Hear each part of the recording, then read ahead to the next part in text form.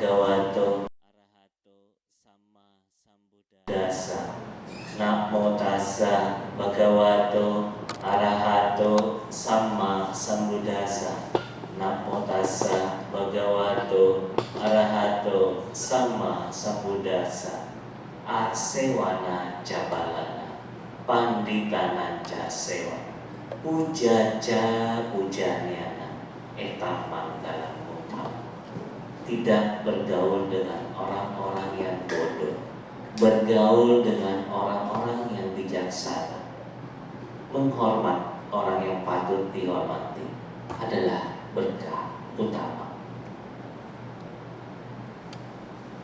Saya ucapkan selamat pagi, terpuji dan gurau kita Sang Bhagawan, Namo Buddhaya. Ya, Ibu, saya mau tanya dulu nih, biasanya kebaktiannya kurang lebih jumlahnya seperti ini atau penuh, fluktuatif ya? Karena saya pertama kali kesini, mungkin Bapak Ibu pernah melihat saya di mana? Pernah? Kalau enggak saya kenalan nih. Boleh ya? Belum ya? Baik. Mungkin belum ngeh atau belum. Nah, Bapak Ibu, baik, saya akan memperkenalkan diri saya.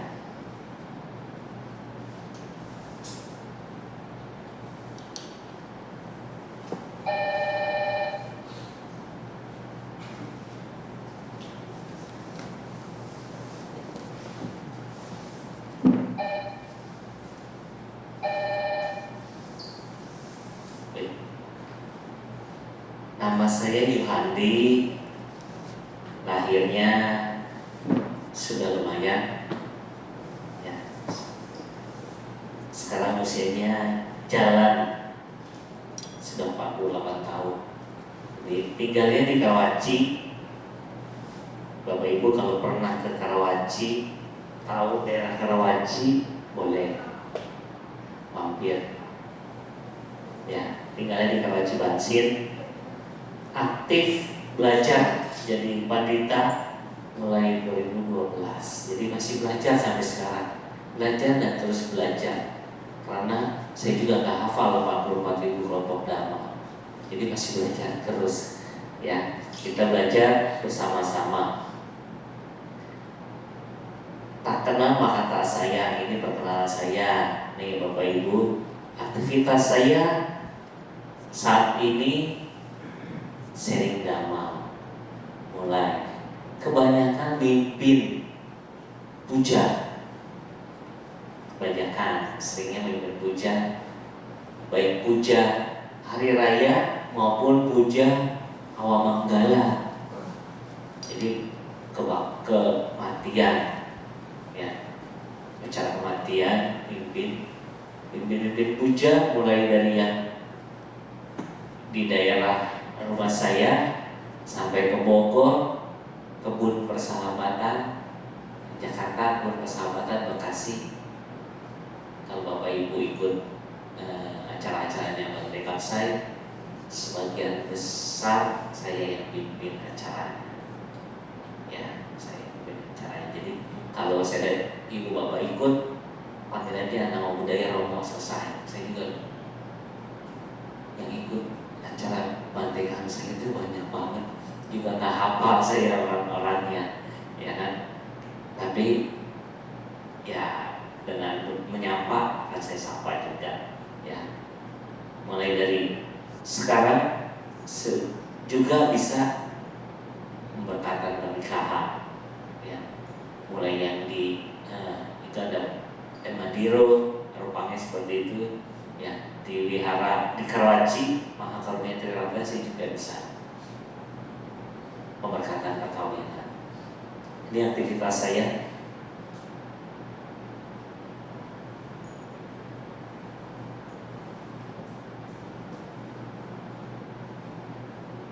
Nah, ini keluarga saya mempunyai 1 istri dan 2 putra. Ya, kebetulan putranya sudah lumayan beranjak remaja. Yang kecil di kelas dulu saya sekolahnya SMA, kelasnya 1, 2, 3 SMA. Sekarang dia kelas 2 SMA, berarti kelas 11 ya. Nah, kelas 11 udah ganti, ini nggak tahu kelasnya berapa. 2 SMP saya mikirin lu tambah dulu 6, 7, 8 berarti kan kayak gitu. Ini kelas 11 SMA, 11 yang kecil. Yang besar sekarang kuliahnya tingkat 5 di IPB Bogor. Jadi sudah mulai beranjak remaja anak saya. Kita bisa aktif sharing dhamma ke berbagai tempat. Baik, nah ini Bapak Ibu rekan-rekan sedama, saya dulu pernah mengikuti acara Walubi DJ Expo PRJ. Nah, saya dapat sepeda dari siapa yang biasa bagi sepeda? Jokowi. Saya pernah dapat sepeda dari Pak Jokowi.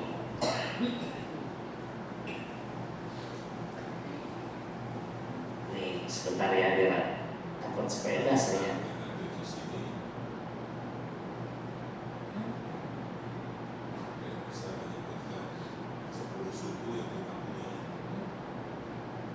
Dari 714 yang kita miliki,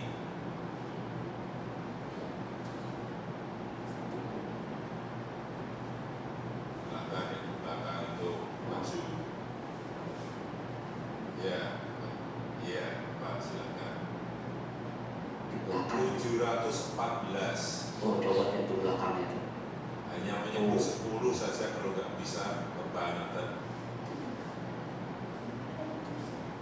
Kalau nggak kita ingat-ingatkan seperti ini, nggak ingat kita bahwa bangsa ini besar.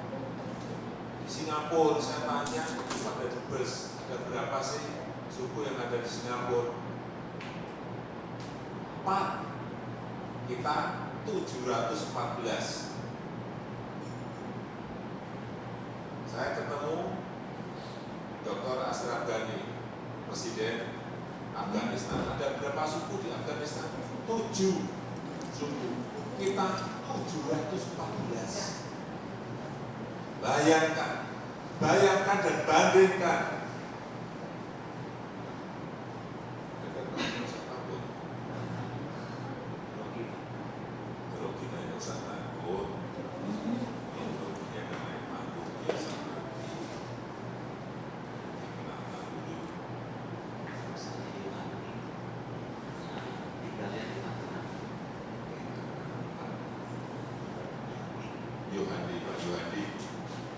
Tadi saya sudah sampaikan, negara kita memiliki 714 suku. Sebutkan 10 saja. Satu Aceh, sukunya Gayo. Suku Gayo di Aceh itu. Dua Batak, suku Batak. Tiga suku Melayu.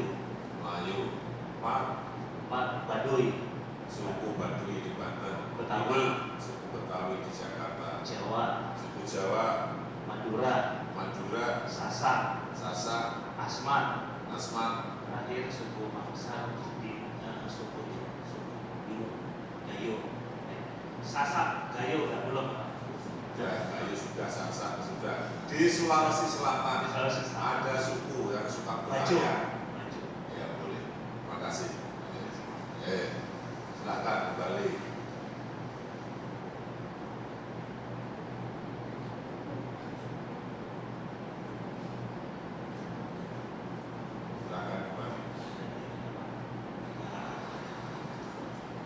Minta hadiah juga.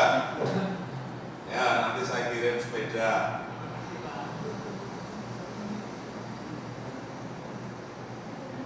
Kok diajak ke sana nggak bawa sepeda? Dicatat nanti siang bisa diterima di sini. Terima kasih Bapak Presiden. Sama-sama. Begitu menjawab pertanyaan dapat hadiah sepeda. Sepedanya masih ada nggak? Oh masih ada. Yang waktu kemarin musim pandemi saya pakai buat goes teman-teman, dikirim sepedanya.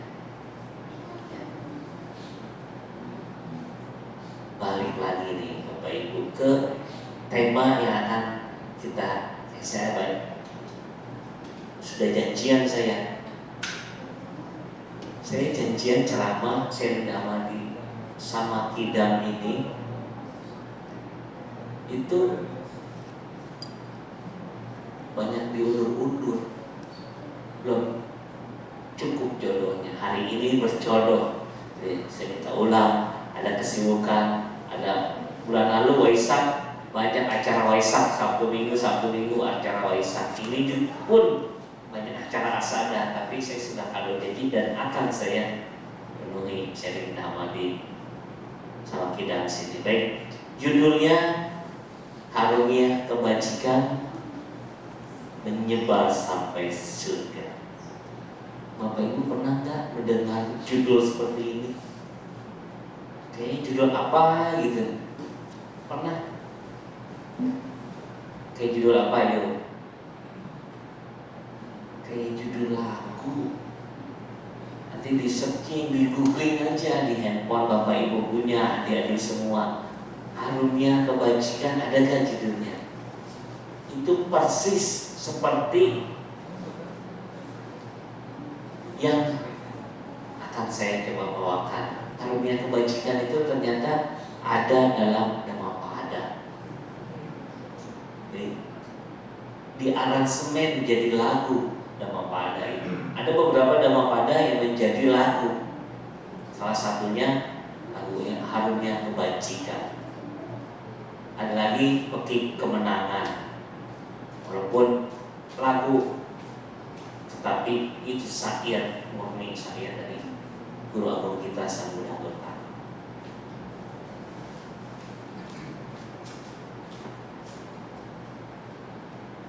Bapak Ibu, harunya kebajikan. Kira-kira kita melakukan enggak sih kebajikan-kebajikan yang dimaksud?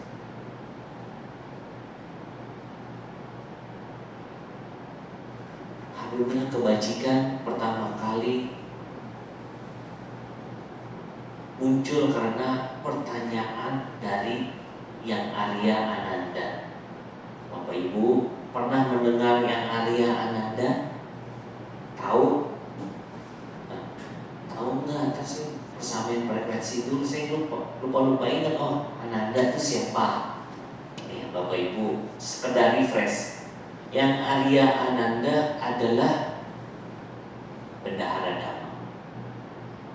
Dia yang melayani Sang Buddha mulai Wasakosara sampai Parinibbana, sampai Maha Parinibbana.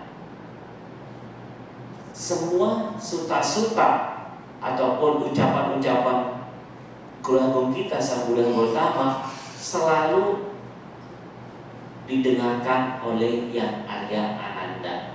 Kalaupun berbeda tempat, Sang Buddha mengulang kepada Yang Arya Ananda. Yang paling kita dengar sering adalah Ewame Sutta. Semua suta-suta hampir Ewame Sutta. Demikianlah yang telah ku dengar. Berarti siapa yang mendengar? Yang Arya Ananda mendengar dari Buddha Gotama. Itu perkataan Ewame Sutta merujuk kepada yang didengar oleh Yang Arya Ananda. Itu dia mengulang sutta. Sang Buddha mengulang sutta. Setiap dia membawakan dhamma kemanapun, kalau Yang Arya Ananda ikut, dia mengulang ke Arya Ananda. Seperti itu. Itu perjanjian mereka. Saya akan melayani Sang Buddha, tapi tolong kalau kemana-mana saya nggak ikut, diulang biar dia tahu mau juga mendengar khotbah Sang Buddha. Itu Yang Arya Ananda. Ini Arya Ananda mau tanya, kira-kira ketika yang ahli Ananda sedang duduk sendiri, ternyata yang ahli Ananda pikirannya suka galau juga ya. Dia duduk sendiri mikir yang berkaitan dengan bau atau wangi-wangian.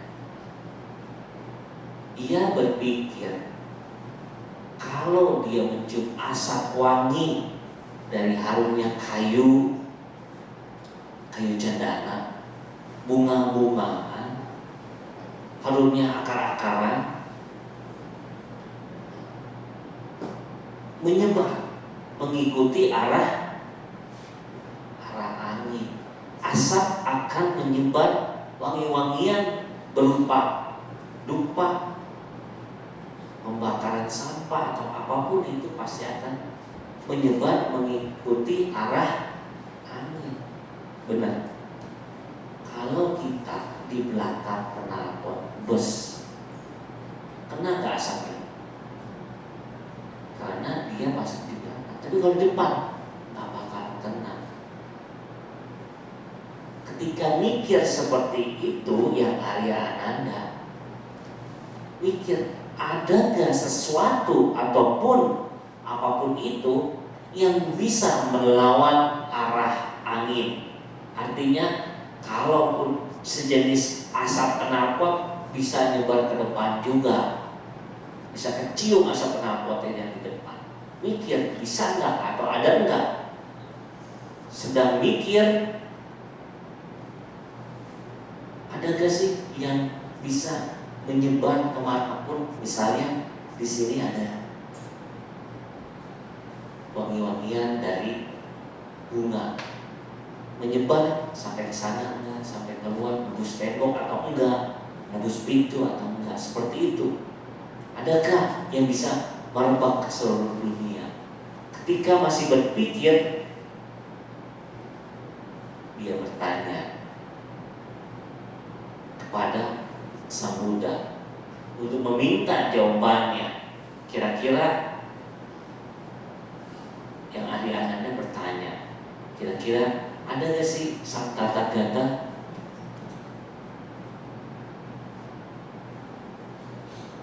dia menjawab dan menghampiri Sang Buddha. Sang Buddha mengatakan, yang Ananda, kalau seseorang ingin kebajikannya setelah suatu zat yang bisa menyebar ke seluruh dunia adalah yang berlindung kepada 3 permata: Buddha, Dhamma, dan Arya Sangha. Seperti itu, Buddha, Dhamma, dan Arya Sangha. Pada waktu pertanyaan ini sudah ada belum Sangha? Sudah. Ketika yang Arya Ananda memasuki persamuan Bhikkhu Sangha, Sanghanya sudah terbentuk.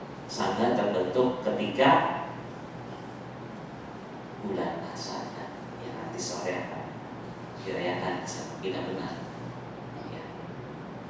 Bulan Asada pertama kali muncul persaudaraan Bhikkhu lengkap Buddha, Dhamma, dan Sangha, karena ada di Pancawakya ya. Sudah ada. Jadi kita kalau mau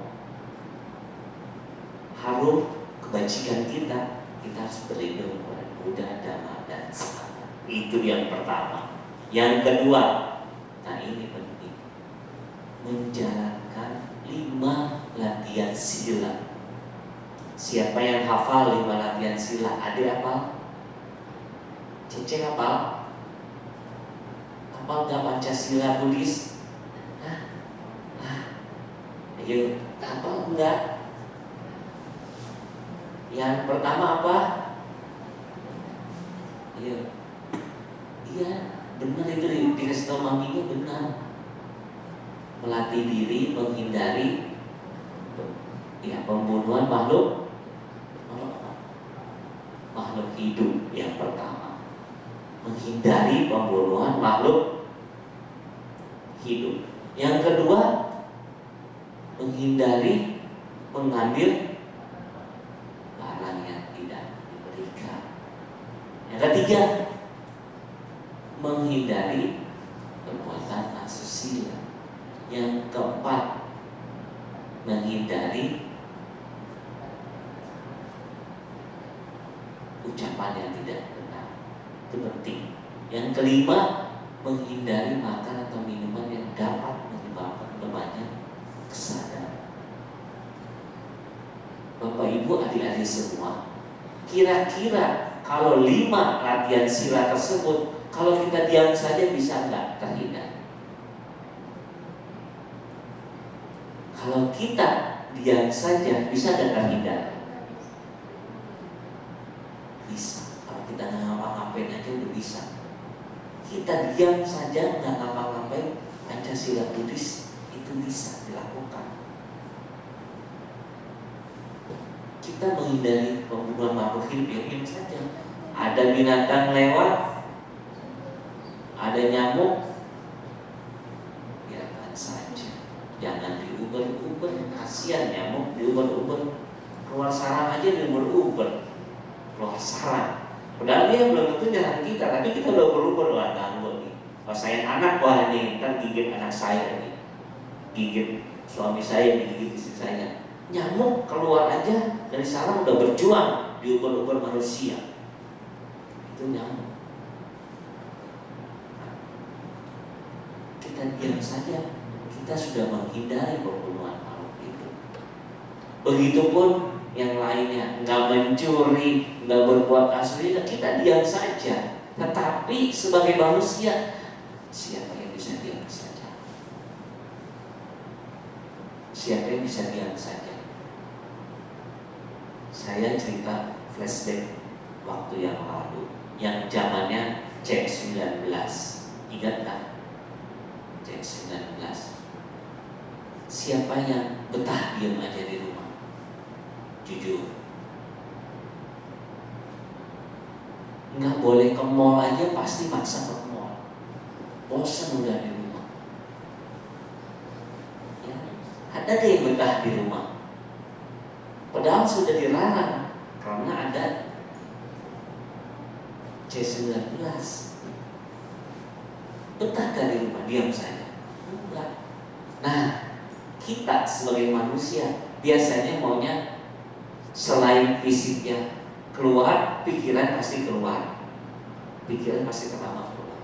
Fisik juga badan kita mau healing, keluar rumah. Nggak mau di penjara, di rantai. Kalau diam saja bisa melatih Pancasila Buddhis. Tetapi saya mau beritahu, harusnya kita melakukan Pancadharma. Kita upgrade. Daripada pasif, kita diam saja, kita aktif. Yang pertama, kalau kita menghindari pembunuhan makhluk hidup, apa yang harus kita lakukan? Satu, yang paling utama, kita mengembangkan metta karuna. Ketika ada metta dan karuna di situ, kita membunuh tidak. Itu otomatis. Ketika kita memancarkan, mengembangkan metta karuna, kita tidak akan lagi membunuh makhluk hidup. Benar. Karena kita membunuh makhluk hidup, kita sudah ada kebencian di situ. Walaupun ujung-ujungnya penyesalan. Karena waktu nempok nyamuk gak kena, pahanya merah kena tebakan. Menyesal kan? Nah, nyamuknya terbang, ini kita bahannya merah karena digebuk sendiri. Apalagi digebuk sama orang lain, celaka, berantem misalnya. Ya. Pernah gak ngalamin seperti itu? Ada teman, sebentar, dikit aja nih nyamuk. Nah, nggak taunya pas ditepok, mana nyamuk ya? Udah terbang, nyamuk temannya seperti itu. Itu yang pertama, pembunuhan makhluk hidup. Yang kedua, mencuri. Kalau diam aja bisa gak dihindari? Bisa. Tetapi yang aktif apa? kita punya mata pencarian yang benar. Mata pencarian yang benar. Ketika kita punya penghasilan, mau gak ngambil punya orang lain? Gak mau. Pastinya kita melihat itu ada di jalan, ada uang 100.000 lah. Di dompet kita ada 1 juta. Diambil gak? Belum tentu juga ya. Nah, tapi ketika kita punya penghasilan, nah itu buat punya orang lain di jalanan. Punya orang di dompet diambil, nggak mungkin. Berkuranglah keinginannya. Karena apa? Dia punya. Karena punya penghasilan, punya duit. Orang yang kebanyakan orang yang enggak punya materi, dia akan menginginkan punya orang lain. Usahanya seperti itu, niatnya seperti itu, ada usaha mengambil barang yang berbeda. Kalau kita sudah punya handphone seri terakhir, seri paling bagus, Apple 15, mau nggak ngambil Apple 10? Mungkin coba tanya aja yang sudah punya handphone yang lebih canggih, pegang handphone yang lebih lower, rendah kualitasnya, mau nggak? Rata-rata saya pikir enggak. Ya kan? Saya mau tanya nih, adik, out of the record handphonenya apa? Sebut aja.